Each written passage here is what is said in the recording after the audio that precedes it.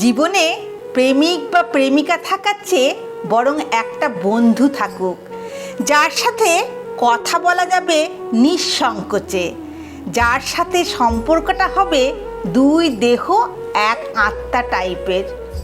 জীবনে একটা বন্ধু থাকুক, সব আজাইরা কথাগুলো শোনার জন্য।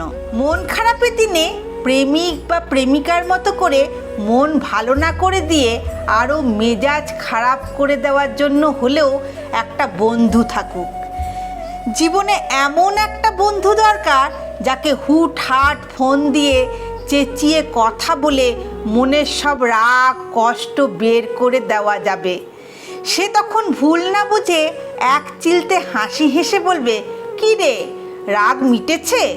চল বিকেলে হাঁটতে বের হই একসাথে।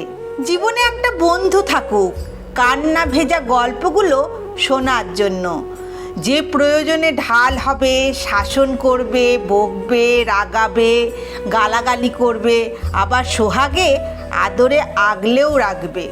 জীবনে একটা বন্ধু থাকুক, যে হবে আমারই মতো, যার জন্য নিজেকে অন্তত মানিয়ে নিতে হবে না, যে বুঝবে আমার একাকিত্বের মানে, চোখের চাহনির হাসি কিংবা সকল না বলা কথা।